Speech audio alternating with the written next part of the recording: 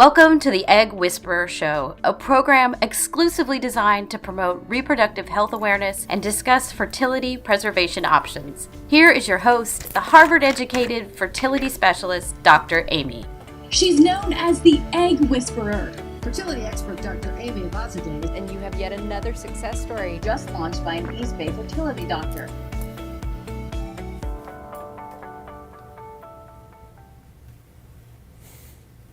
Hi everyone, welcome to another episode of the Egg Whisperer Show. I'm super excited to bring this topic to you tonight, and the topic is the pros and cons of IVF. It seems like everyone is doing IVF, right? You hear about it in the news, you hear about it in different articles, your neighbors, your friends, so many different people are doing IVF, but what are you supposed to believe? So what I want to do is go through the risks tonight, so snuggle up. I don't know why I said that. Maybe it's just because I'm feeling kind of snuggly tonight. So snuggle up and let's kind of talk about the risks of IVF so you know what you're getting yourself into. So I think one of the first important things to do when thinking about IVF is to know what IVF is. So I jokingly say, and a patient of mine taught me this, that IVF stands for is very fun. I mean, I try to make IVF as fun as possible, but at the end of the day, it isn't. So IVF involves taking an egg and putting it with the sperm, and then they kind of do a little bit of this and a little bit of that, with maybe some Barry Manilow playing in the background. And then what you get is one of these. And this is what an embryo looks like. And as you're going through the process with me, I'll talk to you about what your embryos are doing, what that means to me. I'll give you updates about them, when to expect your next update, and how things are going. So just a little bit about what's been going on in the news lately is there was a really fun article on this website called IVFBabble.com. And I think a lot of patients, they all ask me personal questions, and I'm happy to answer. People want to know, why did I go into fertility medicine? Did I have a problem getting pregnant?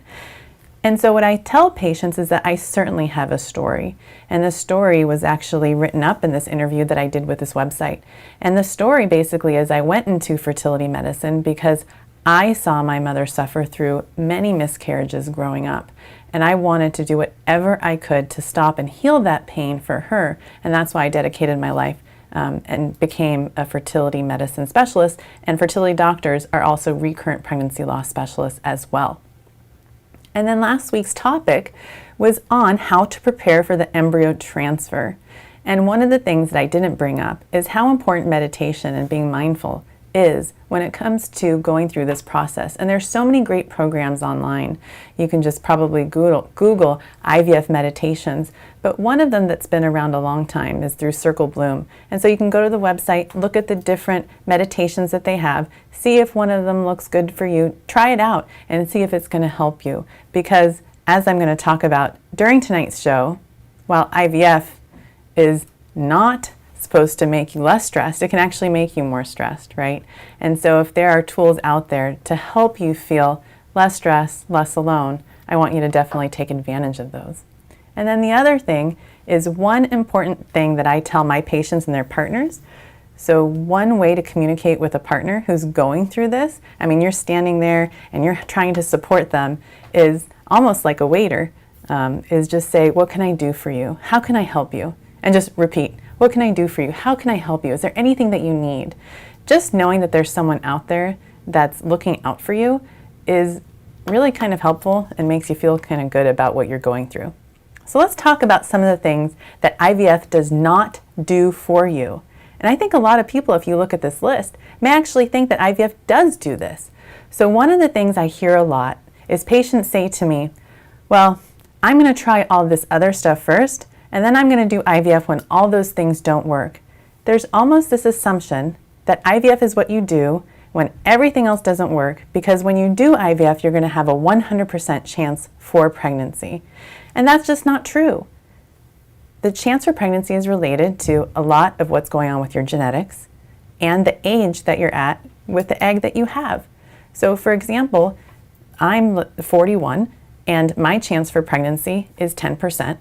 Okay, but when I was 31, my chance for pregnancy was probably closer to 80 to 85% with IVF. So knowing that going into it, you have a really good perspective going into your cycle, so you know what the expectations should be, so there's less disappointment. And then you have a better opportunity to plan. How many cycles should I do? How many cycles should I expect? Should I expect a good embryo the first time? Do I need to do more cycles? So the other thing about IVF is maybe going into it, your relationship might be a little bit rocky. And I can promise you, because I've been around for almost 10 years now in my practice, and I've seen a lot of stuff going on with couples, their relationships, people breaking up, getting back together, breaking up again, getting back together again. And my point is that if you think that getting pregnant and having a baby is going to make your relationship better, it's not. So what I recommend is making sure that your relationship is on solid ground before you go through treatment. You want a partner that's supportive. You guys want to be on the same page. Talk about things like, how many kids do you see yourselves having? How are you going to support yourself through this? What are you going to tell your family and friends as you're going through this process? Those things are really important. And then, as you can imagine, as you're taking injections and you're feeling swollen and bloated, you might not feel as good about yourself. So figure out ways so that you do feel good about yourself. And these are silly, silly things and kind of superficial. But when you're going through something that's, making your ovaries swell and you feel like you're walking around with big watermelons in your tummy, consider things like getting your nails done, getting your hair done, getting a massage. Take good care of yourself and think of self-care as you're going through something that's invasive like this, where you're giving yourself shots, getting lots of ultrasounds, and going through a surgery. Reward yourself with something that you like and only you know what that's going to be. So what about stress? I mean, for some patients, when they know they're going into an IVF cycle, they're actually really excited. They're hopeful. They're looking forward to this cycle. So if you're not one of those people, take a moment and ask yourself why. Is it maybe you don't know what's going on? You don't understand the process? You don't know what the questions you should be asking, and maybe you're not getting the information you need? You don't know why you're on the medications that you're on? So take a moment and ask your questions. I love lists. My patients send me lists all the time. And they keep a nice binder with their medical records, their labs, their calendars. So if you have questions about what's going on, be sure to send those questions to your doctor ahead of time. My most informed patients, and I would say most of my patients, or if not all, are very informed about the process and what they're going through, because there's always constant communication going back and forth. So it's important that you find a provider like that as you're going through this procedure called IVF. So, as you can imagine, when you're getting knocked up in an IVF lab and you have your husband going to one room to do one thing and you're going to another room to do another thing, it's not that romantic. And then all of a sudden people are saying, now don't have sex. So what I tell my patients is you can actually still be sexual as you're going through the process, but there are times where things shouldn't go in certain places and things shouldn't happen in those places. And I'm just not being so explicit about what those things are, but wink, wink, nudge, nudge. I think you know what I'm talking about. Okay. So the other thing that IVF doesn't do, and I think one of the biggest myths is that when you do IVF, all of a sudden you're going to have twins, triplets, or more, right? So like Octomom, or John and Kate +8. Those are the kinds of terms that people throw out to me as soon as I say, well, let's consider IVF. And what I tell patients is your chance of having more than one baby is completely related to the number of embryos you put in to someone's uterus. So if I transfer one embryo, chances are a patient will have one baby. The chance that one embryo will split into two is really, really low. It's about 1%. So certainly if I take care of hundreds and hundreds of people each year, then I will have one case of what we call monozygotic twins, but that chance is very low. And my approach to transferring is I transfer the number of embryos that I feel is going to give a patient the highest chance for having one baby at a time. And that seems to be what most doctors do. I do occasionally have patients, you know who you are, who come to me and they say, I actually really, really want twins. So we have a very, very long discussion about the risks associated with twins. And I'm very happy to say that most of my patients with twins do well, but there certainly have been cases where patients have delivered preterm. And so you want to talk with your doctor about those risks. You don't want to find out about the risks of twins after you've transferred two embryos. You don't want to realize that transferring two meant twins afterwards, okay? So the other thing that a lot of people are fearful of, aside from the needles associated with IVF, is that IVF causes long-term issues with your health, especially if you've done multiple cycles. A question I get often is, how many cycles can I safely do? And so we know from studies that IVF that actually does not cause breast cancer, it does not cause ovarian cancer, but everyone's different. So when I talk to a patient, I talk to them about their individual genetics, family history, what they know about themselves. Do they know if their family history is significant for things like breast cancer or ovarian cancer? And if someone has a genetic predisposition for a cancer like that, I'm going to offer them a genetic cancer screen, so that it doesn't mean that you can't go through treatment, but there definitely is a different approach that we take so that patients aren't exposed to as much estrogen compared to other protocols that we may use. So I talked to you a little bit about what IVF doesn't do, and I sound really negative about IVF, but I think that IVF is one of the greatest inventions ever. I mean, it was invented to help young women get pregnant who have blocked fallopian tubes. And so here we are now, and there's so many other reasons why we use it. Not just blocked fallopian tubes, but low sperm counts. We use it in older women. So it is a great invention as far as I'm concerned. Some of the other options that people use IVF for is to preserve embryos for their future. So one of the conversations that I have with my patients is about fertility preservation. So I always ask my patients, so how many kids do you want? And I totally get it. When you've been struggling for years, you look at me and you're like, seriously? Like, I just want one baby after everything we've been through. But when you're considering IVF, there are times, and a lot of times, where a patient can actually perhaps do more than one cycle because she wants 3 or 4 children. I have had patients come to me and say, Aimee, I want a big family. I want a family of 3 or 4. And so we just take our time and we do the number of cycles that we need to make sure that she has enough embryos that are strong enough to give her that size family that she wants. So that's what fertility preservation means. It doesn't just refer to freezing eggs or freezing sperm, but you can actually freeze embryos to use in the future. And unlike the bagel that's sitting in my freezer right now, that has lots of freezer burn and I'll probably never eat it, embryos aren't like that. So as long as human beings are around, you can thaw them indefinitely. Human beings that know how to thaw embryos, of course. So another good thing about IVF is that you can genetically test embryos. And as soon as some people hear that, what they start thinking is this word designer babies. And you can't turn an embryo into a male or a female embryo. You can't turn an embryo into a blue-eyed, blonde-haired baby or a tall baby or a baby that, will play basketball or swim like Michael Phelps, okay? It's just not possible. All we can do when we genetically test embryos is find out if an embryo has a balanced number of chromosomes. So if an embryo has an extra chromosome or is missing a chromosome, that embryo may not be compatible with a healthy pregnancy. So those are some of the things that you may choose to do.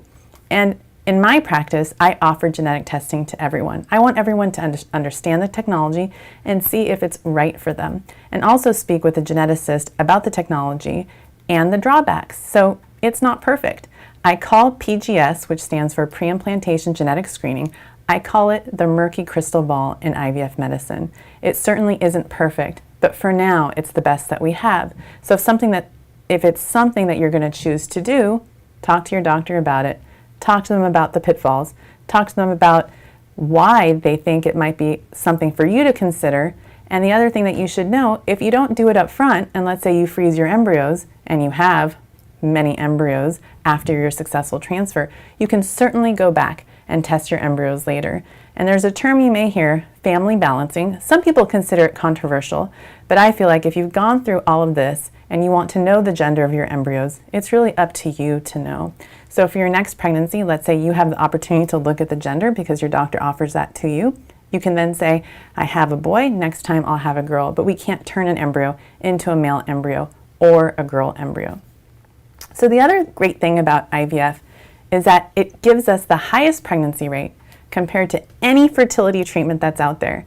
So let's just say, for example, natural conception rates for a 30-year-old per cycle, it's about 15%. Well, IUI pregnancy rates might be like, 12 to 15%, depending on what study you read. And then IVF really takes you all the way up there, much higher, over 65%. And the reason is that IVF bypasses the embryo transport system. And that embryo transport system is the fallopian tube. So I'm just going to do this right now. So pretend that this egg is sitting, or I should do it like this. So this egg is sitting right here in the fallopian tube. That's a funky tube. But this tube is open, okay? And the sperm is now going right here, okay? And they're meeting here. So we have to rely on lots of stuff to go right in order for the embryo to land in the uterus. But when you're doing IVF, the embryo is just landing in the uterus. So that's why the pregnancy rates are much, much higher with IVF than they are at home, okay? And trust me, it's still not dangerous to get pregnant at home. It's way more romantic. So my approach with my patients is I want to learn everything there is to learn about you, figure out what your diagnosis is, so that if I'm giving you the highest pregnancy rate at home, meaning I've optimized everything with exercise, supplements, lifestyle tips, then when it comes to doing IVF, you'll hopefully have the highest chance possible, okay? So let's talk about some of the cons. So some of the things that you might want to go into your IVF cycle knowing, so that not necessarily these things don't happen to you, but if they do, you'll know what to do in case that happens. So what I find the hardest part of IVF, I mean, certainly it's involved, but the emotional cost is so great, especially if the cycle doesn't work. So I like to always talk about, it's kind of like, you know, it's raining and you bring an umbrella.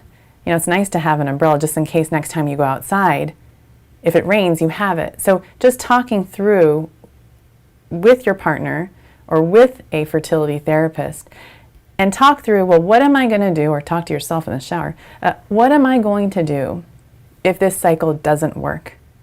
Okay, talk through that before the cycle starts so that you have an idea as to, okay, what are we going to do? Because at the end of the day, we're talking about an egg, and that's a human egg with the sperm cell, and that just means a chance for pregnancy, and not every cycle results in a successful transfer. So knowing what your chances are and knowing what the emotional cost might be if something doesn't work, it's important to talk through that and what you're going to do and how you're going to be supported by your family and friends, okay? So knowing that up front can make the experience so much better for you. And then there's the financial cost. So making sure that you know what things cost, how much money you should have set aside, and then talking to the financial counselor at your clinic to get a really good idea about that part of things and if they have any plans or financing programs available to you. So the other few things that can also happen during a cycle is pain. I mean, going through IVF means having a surgery. I wish that there was a way like a woman can just take her eggs and put it in a cup, but we can't do that. I think I see a Facebook question right here, so let me take a look. I'm going to have someone read it to me right now. Go ahead and read it to me. Is PGD necessary with recurrent pregnancy loss with IVF? Right. So what PGD stands for is pre-implantation genetic diagnosis. So another way of thinking about it is complete chromosome screening, or PGS. So basically you're looking at the chromosomes of an embryo before you put the embryo in. So a lot of patients with recurrent or repetitive losses, that's happening because the embryos aren't genetically normal. So what we've found is that if you do genetic testing of embryos, you're going to reduce someone's risk of pregnancy loss. But there are also other workups involved. And so if someone has a pregnancy loss, I strongly recommend genetic testing of that pregnancy tissue. That pregnancy tissue is so precious and it has so much to teach you, so that you don't have to go down two different algorithms. So if you have a miscarriage, if it's genetically abnormal, then considering IVF with genetic testing certainly could help. But if you've tested the pregnancy and the pregnancy is genetically normal, well, there's a whole set of other tests that you want to do.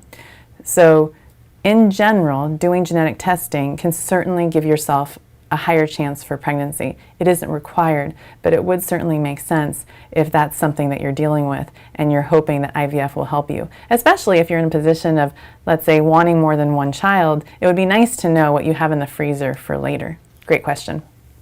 So back to my tips on the other things that can, happen with your IVF cycle, and that's the pain. So after the egg retrieval, you'll feel really, really crampy. And I have patients, and when they get their IVF medications, they're always like, Aimee, why did you give me Tylenol number 3? Like, why? And I say, I just want you to have it. So 95% of my patients don't need it, but the 5% that do, they're really happy that they have it. Because after the egg retrieval, your ovaries get swollen, and it's harder to walk, it's harder to move, and it's harder to sleep, especially that first night. But with just a little bit of pain medication, it's going to be fine.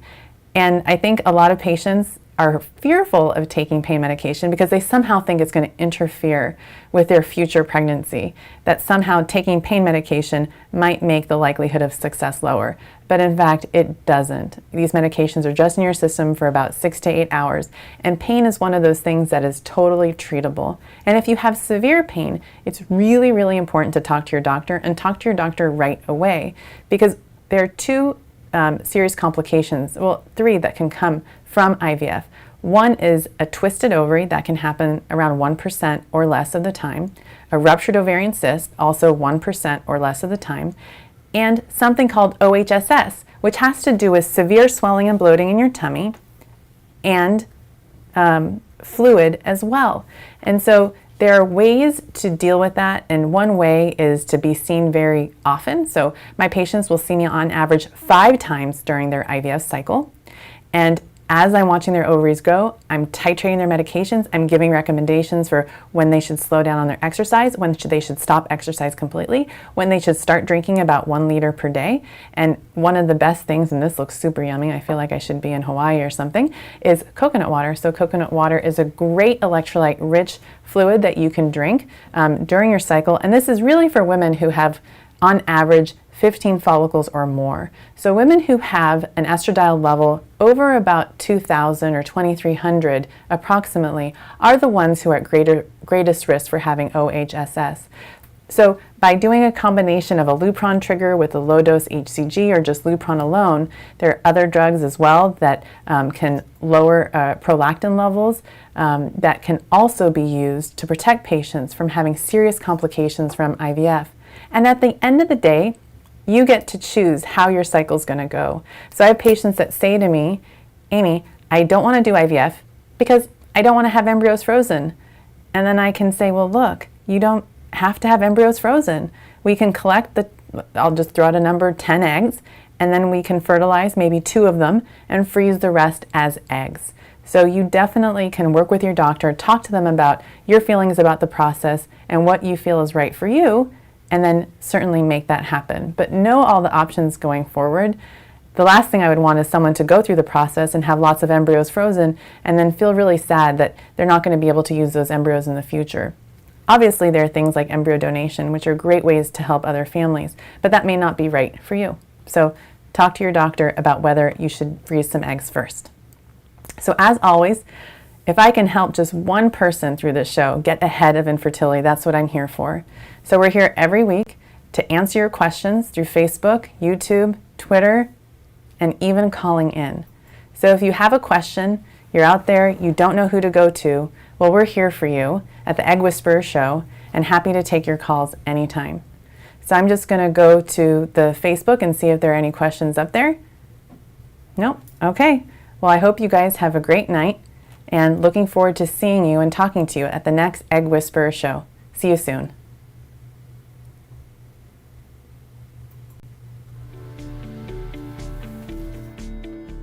Welcome to the Egg Whisperer Show, a program exclusively designed to promote reproductive health awareness and discuss fertility.